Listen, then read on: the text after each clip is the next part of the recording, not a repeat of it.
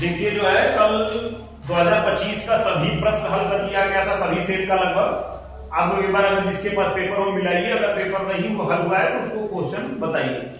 आज 2024 के प्रश्नों का हल किया जाएगा। 2024 में जो पेपर में प्रश्न आए इसको हम हल क्यों करा रहे हैं, क्योंकि ये सब प्रश्न कहीं न कहीं पहले आए हैं और इसी टाइप के प्रश्न दोबारा रिपीट करते हैं। इसलिए पेपर के प्रश्न सभी लोग, हमें पता है कि पेपर नहीं पढ़ते हैं, इसलिए हम पेपर को भी हल करवा रहे हैं। और ऑनलाइन में क्या होता है कि अगर 10 मिनट की वीडियो आप देखते हैं तो उसमें लिखने में भी समय लगता है। तो मतलब अगर 10 मिनट का या 15 मिनट का वीडियो है तो आधे घंटे तक का वो ऑफलाइन क्लास के बराबर है। अगर मान लीजिए यहाँ पर 20 मिनट का क्लास अगर हम चला देते हैं तो 40 मिनट के बराबर है। इसलिए अगर थोड़ा कम समय के लिए बनता है तो निश्चिंत रहिए। तो इसमें क्योंकि समस्याएं होती हैं, इसमें विद्यालय में समय नहीं मिल पाता है, इंटरवल में जो है क्लास रिकॉर्ड होता है। तो यहाँ पर ध्यान दीजिए कि एक प्रश्न आया है कि विद्युत शक्ति के एसआई और एमकेएस मात्रक के बीच संबंध। तो ये जो इसमें रफ वर्क ज्यादा करना है, और ये सबसे पहले शक्ति का जो एसआई मात्रक होता है वो वाट होता है,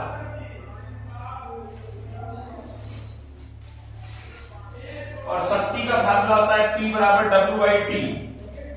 अब यहाँ पर एमपीएस का मतलब क्या होता है? एमपीएस का मतलब होता है metre kilogram second. Metre kilogram second मतलब लंबाई मीटर में लिखना है, किलोग्राम और ये सेकेंड में लिखना है। तो शक्ति का एमपीएस मात्रक अगर हम इससे निकालेंगे तो कार्य का मात्रक और समय का मात्रक पता होना चाहिए। कार्य का मात्रक और समय का मात्रक पता होना चाहिए। तो कार्य का हम एमपीएस मात्रक निकाल लेते हैं। जो कार्य का मात्रक जूल होता है वो तो एसआई मात्रक है। एमपीएस और एसआई लगभग बराबर होते हैं, लेकिन यहाँ पर एमपीएस का मतलब मीटर किलोग्राम सेकेंड। तो कार्य बराबर होता है बल गुणे विस्थापन, और बल बराबर होता है एम। यहाँ पर यस हो जाएगा। ऐसा क्यों किया है? ताकि इसका एमपीएस मात्रक निकाल लिया जाए, घर पे नहीं खा सकते। यहाँ पर ये यम का मात्रक, द्रव्यमान का मात्रक किलोग्राम, इसका मात्रक मीटर प्रति सेकंड स्क्वायर, और ये विस्थापन है बल गुणे विस्थापन। विस्थापन का मात्रक मीटर, तो मीटर मीटर गुणा हो जाएगा मीटर स्क्वायर बटे में सेकंड स्क्वायर। तो ये हो जाएगा कार्य का एमपीएस में मात्रक, और एमपीएस में मात्रक जो है इसमें रख देंगे। कार्य का एमपीएस में मात्रक इतना हो जाएगा। ये फार्मूला सबको पता होगा। इसको हम रफ वर्क करके यहाँ निकाल कर रखेंगे। एक नंबर में आया है तो आप डायरेक्ट भी लिख सकते हैं कि एसआई और एमपीएस के बीच क्या संबंध है। इतना जो है आप रफ वर्क करके केवल ये डायरेक्ट जो है इतना नीचे का लिख सकते हैं। एक नंबर में पूछा है, लेकिन कैसे इतना आएगा ये जब हम हल करेंगे तभी पता चलेगा। तो शक्ति P बराबर W/T होता है। W का हमने निकाल लिया इतना मात्रक, यहाँ रखेंगे, और समय का मात्रक सेकेंड। तो इसके यहाँ पर अंश बटे हर है, लेकिन यहाँ अंश हर नहीं है, तो एक लगाएंगे और इसको पलट देंगे। पलट देंगे तो ये इतना मिल जाएगा, और ये जो है गुणा करके ये हो जाएगा, और यही आ जाएगा एमकेएस में मात्रक। एमकेएस में मात्रक क्या हो जाएगा? किग्रा मीटर स्क्वायर प्रति सेकेंड का क्यूब है। तो हम लिख सकते हैं शक्ति का एसआई और एमपीएस में मात्रक में संबंध।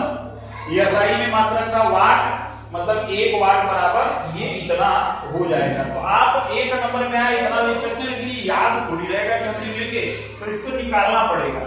तो ये भी प्रश्न आया हुआ है, लेकिन इसको हल करेंगे तभी हो पाएगा।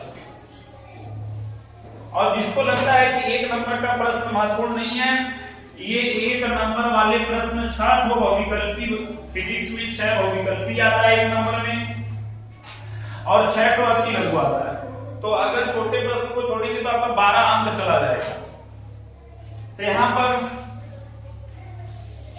अगला प्रश्न हम देखते हैं। अगला प्रश्न क्या है? ये बहुविकल्पी में आया है कि एक तार को खींचकर 2 गुना कर दिया जाता है। तार को खींच करके 2 गुना कर दिया जाता है। लंबाई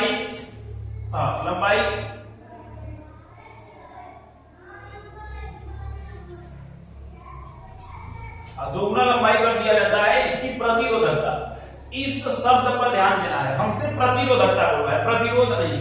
अगर प्रतिरोध बोलता है तो सवाल लगता है, अगर प्रतिरोधकता बोल देगा तो ध्यान से समझिएगा कि कोई भी तार है उसको अगर खींच करके 2 गुना कर दिया जाए तो उसके प्रतिरोध पर तो प्रभाव पड़ेगा, क्योंकि जब तार छोटा रहता है तो भाई उसका मोटाई ज्यादा रहेगा। जब इसी को तार खींचेंगे तो तार पतला हो जाएगा, तो प्रतिरोध तो बदल जाएगा, ज्यादा हो जाएगा, पतला तार का प्रतिरोध ज्यादा हो जाएगा।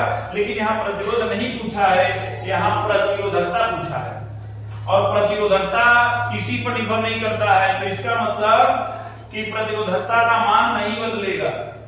4 गुना 8 गुना 16 गुना ये रहेगा अपरिवर्तित। अगर यही लिख देता प्रतिरोध, तब सवाल लगता, एक फार्मूला पढ़ाया गया होगा कि R2 बराबर होता है N स्क्वायर R1। इस फार्मूले से लगता जब पूछता कि प्रतिरोध क्या हो जाएगा। प्रतिरोधकता पूछा है, प्रतिरोधकता हमने बार बार बताया किसी पर निर्भर नहीं करता है, इसलिए ये बदलेगा नहीं। तार को आप खींचिए पीटिए, उसको जो है गर्म करिए, उसके प्रतिरोधकता पर प्रभाव नहीं पड़ेगा। ये केवल प्रकृति पर निर्भर करता है, इसलिए यहाँ पर न तो 4 गुना होगा, न 8 गुना होगा, न 16 गुना, अपरिवर्तित रहेगा। मतलब तार जितना उसका प्रतिरोधकता पहले था उतना ही बाद में रहेगा।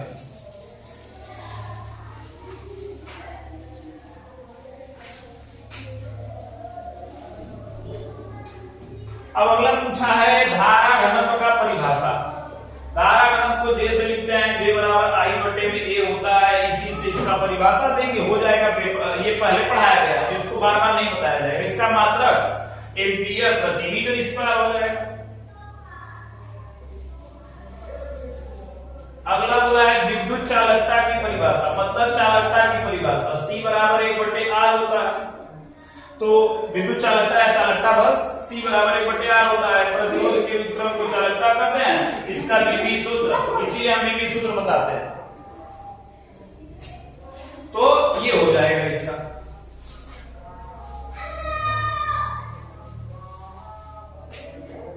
अब अगला नंबर बोला है कि 1 किलोवाट घंटा किस राशि का मात्रक है और 1 किलोवाट घंटा में कितने जूल होते हैं। तो सबसे पहली बात कि यहाँ पर हम देख लेते हैं कि भाई किसका मात्रक है। जिसको डायरेक्ट याद है तो पता है, ठीक है, लेकिन जिसको नहीं पता है तो समझिए कि किलोवाट या वाट किसका मात्रक होता है, T का, और घंटा किसका मात्रक होता है, T का। तो ये P इंटू T कहां से हमें मिला है, हमने फार्मूला पढ़ा है, P बराबर होता है W बटे में T। शक्ति बराबर होता है व्यय विद्युत ऊर्जा बटे समय। यहां से W निकालेंगे तो हो जाएगा P इंटू T। इसका मतलब ये जो है ये W का मान है, और W जो है कार्य बोलिए या व्यय विद्युत ऊर्जा, कार्य या व्यय विद्युत ऊर्जा। तो इसका मतलब ये जो किलोवाट घंटा है ये व्यय विद्युत ऊर्जा का मात्रक है, व्यय विद्युत ऊर्जा का मात्रक है। और 1 किलोवाट घंटा में पूछा कितना जूल है, तो ये भी वीडियो में बताया गया है। 1 किलोवाट घंटा में कितना, उस समय ये भी बोला गया था, पेपर में आता है।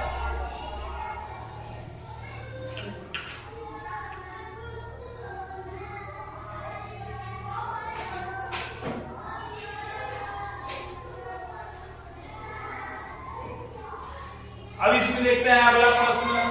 अभी एक प्रश्न ये है, लेकिन अगला प्रश्न देख लेते हैं कि एक तार का प्रतिरोध 16 ओम है। मतलब हम लिख लेते हैं यहाँ पर R1 बराबर 16 ओम।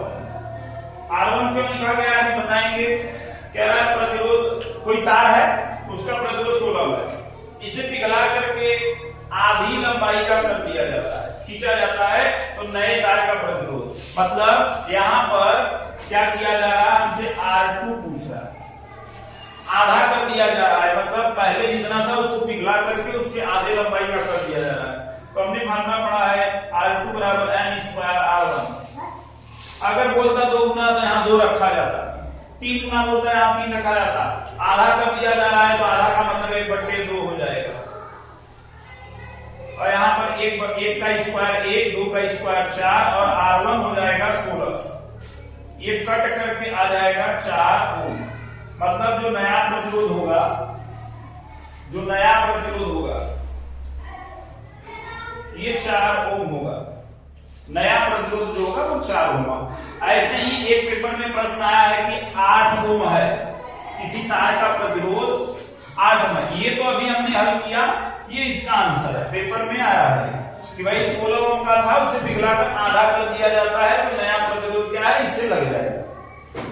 हाँ, अब अगला नंबर R1 मतलब कि प्रतिरोध दिया था, कोई तार है, इसको खींच करके 2 गुना कर दिया जाता है। 2 गुना का मतलब n बराबर 2, तो नया प्रतिरोध क्या हो जाएगा, तो वही लगाएंगे R2 बराबर n स्क्वायर R1। यहाँ 2 रखेंगे और R1 की जगह पर 8, 2 का स्क्वायर 4, 32 ओम हो जाएगा। ये भी पेपर में आया हुआ है। तो अगर ये बोले आधा कर दिया जाता है 2 गुना 3 गुना, तो ये फार्मूला हम लगा करके यहाँ से हल कर लेंगे।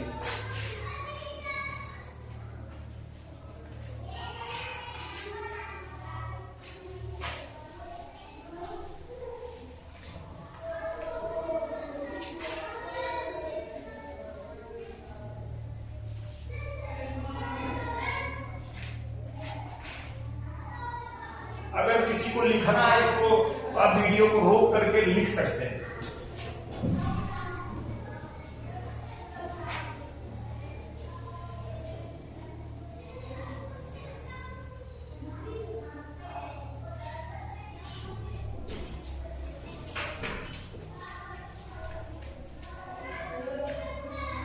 अब अगला प्रश्न है, यहाँ पर ध्यान दीजिए कि विशिष्ट चालकता सिग्मा और अनुगमन वेग Vd में क्या संबंध है, इसको लिखना है।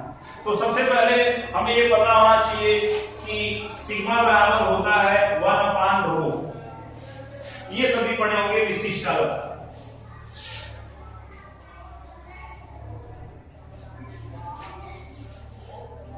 रो बराबर सिग्मा बराबर 1/ρ, और इसमें रो के जगह पर रखेंगे होता है E/J। रो का फार्मूला होता है E/J। J ऊपर चला जाएगा तो J/E हो जाएगा, और J बराबर पढ़ाया गया होगा NeVd। ये पढ़ाया गया होगा J बराबर NeVd।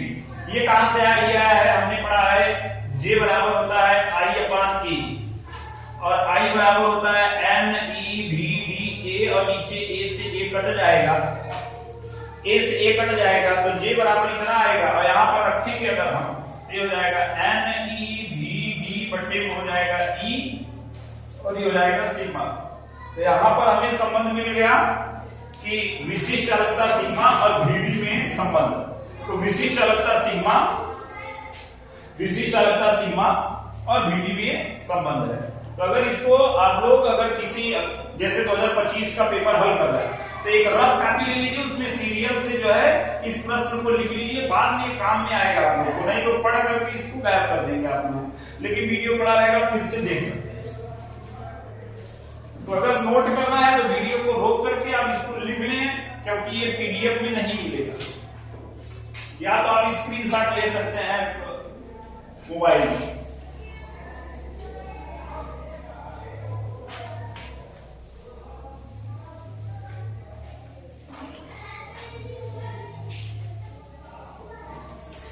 एक फार्मूला ये भी है, देखते हैं इसको कि भाई ओम के नियम का पालन करता है।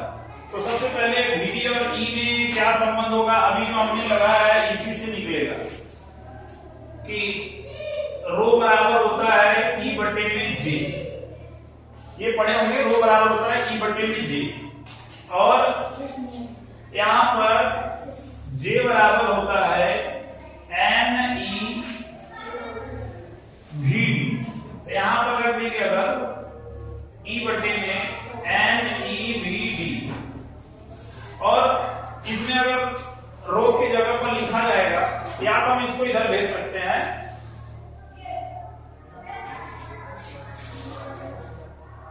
ठीक है। यहां पर एक फार्मूला होता है रो बराबर RA/L, इसको लिख सकते हैं। यहां पर E/NeVd। तो हमें निकालना है कि Vd का संबंध E के साथ क्या होगा, Vd का संबंध E के साथ। Vd यहां पे देते हैं और ये सब उधर दे देते हैं, तो यहां पर क्या होगा, ये इधर आ जाएगा, इधर आ जाएगा, तो L इधर चला जाएगा, ये हो जाएगा RaVd बराबर, ये इधर चला जाएगा E/L/Ne। कितना हो जाएगा, यहां से अगर हम Vd निकालेंगे तो ये दोनों Ra नीचे चला जाएगा, तो हो जाएगा E/L/Ne। अब देखिए अगर हमें इस फार्मूले से जो यहाँ मिला है, अगर हमें VD और E में संबंध निकालना है तो L तार का लंबाई फिक्स होता है, N इलेक्ट्रॉनों की संख्या फिक्स होगा, E भी नियत है, प्रतिरोध नियत होगा करता है, क्योंकि ओम के नियम में पता है कि भाई ओम के नियम में R निकलता है, नियत होता है, और A नियत होगा। इसका मतलब VD और E में इस फार्मूले से क्या संबंध मिल जाएगा, इस फार्मूले से मिल जाएगा कि VD समानुपाती होता है E के। इस फार्मूले से यही मिला है। तो इसका तीसरा सही है। पहला क्या है, VD समानुपाती E स्क्वायर, VD नियतांक होगा, VD समानुपाती E होगा, VD समानुपाती करने में E होगा। तो इस फार्मूले से हमें ये पता चल गया।